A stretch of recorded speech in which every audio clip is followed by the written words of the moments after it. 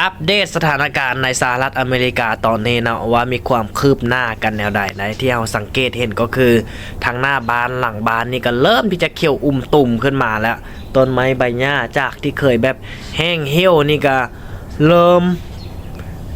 แตกหน่อออกใบแล้วเนาะแตกดอกออกผลแล้วเบิ่งต้นไม้ที่ยืนสลังห่างกระโลงกระเลงอยู่ตามหมู่บ้านนี่เนาะก็เริ่มมีแบบดอกจีขึ้นมาแล้วเริ่มมีใบโป่งขึ้นมาแล้วบัดนี้แหละบัดจิเขียวไปทางหมู่บ้านเลยบัดนี้แต่ต้องระวังเลยเนาะเฮือนของคนอเมริกานี่เพราะว่าอยู่ติดกับต้นไม้ใหญ่เด้ถ้ามันหักลงมาเนี่ยอาจจะไส้เฮือนได้ ตัดลงก็ลำบากทุกคนเลยต้นไม้อยู่ติดเฮือนแบบนี้เนาะเบิ่ง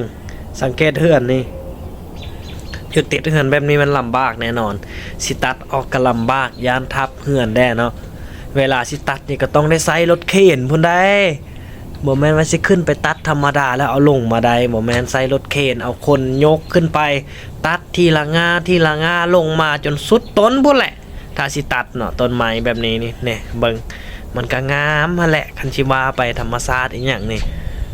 เริ่มละอากาศก็เริ่มเป็นใจแล้วเริ่มอบอุ่นขึ้นมาแล้วว่าน้อยนี่กะเกี่ยมที่จะออกนอกแล้วได้มายานี่เกือบว่าบ่อยู่เหือนจากมือเลยบ่ยางเลาะบ้านก็ได้ออกไปนอกแล้วนางมายานี่เริ่มมีน้ำมีนวลขึ้นมาแล้วตามหมู่บ้านนี่ก็ได้เขียวทมไปตามหมู่บ้านเนาะอันนี้ก็คือหมู่บ้านของเขาเจ้ามีต้นไม้ใหญ่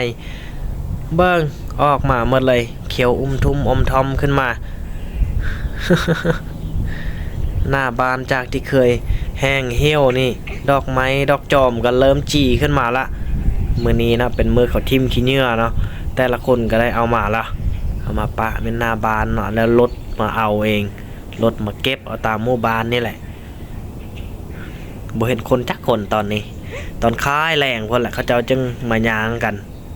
ตอนนี้นี่ถือว่ามันมิดจ้อยเลยว่าได้ยินเสียงได้ยินแต่เสียงนกนี่แหละอ้อแก๊กอยู่